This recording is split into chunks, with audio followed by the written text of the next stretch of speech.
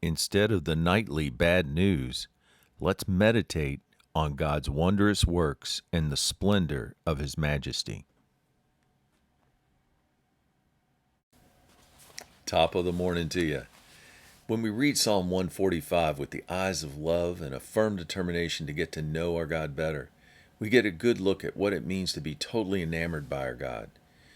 The tone is set in verse 1 when the psalmist says, I will, or choose to, extol you, my God. Extol meaning to speak of somebody heroically. This is not just a one-time or temporary thing either. In verse 2, he commits to daily giving God affectionate praise because of his greatness. In verse 5, he chooses to think deeply or meditate on God's wonderful works and the splendor of his majesty. He says in verse 6, while other men will speak of your tremendous and terrible acts that you've accomplished, I will choose to declare your greatness over all. He also takes note of how gracious and full of compassion and slow to anger and abounding in mercy and love our God is in verse 8. In verse 9, he tells us how our God doesn't show favoritism and his works speak for themselves.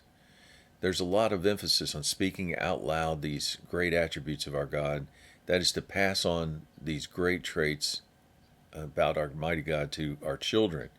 These attributes are reflections of God's kingdom, which is everlasting and enduring through all generations, verse 13. This is to raise their hope that when they go through life and they fail and get discouraged, verse 14, the Lord will uphold them and raise them up, just like he did in times past.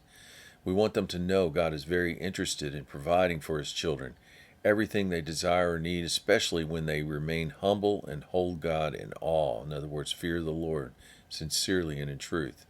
He stands by ever ready to hear their cry and save them.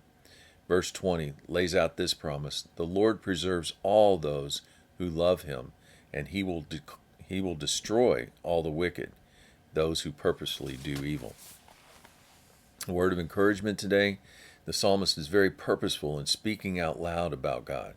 He doesn't want this personal knowledge he's developed over the years to be lost and forgotten, especially to the future generations.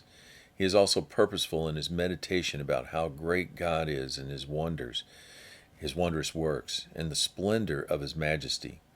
Are we just as purposeful speaking out to remind ourselves and others just how great a God we have? He shows no favoritism, and he's full of compassion, helping all those who love him. And if we want something to think about other than the nightly bad news that's on TV, let's take our cue from the psalmist and meditate about how great our God is. Have a great day.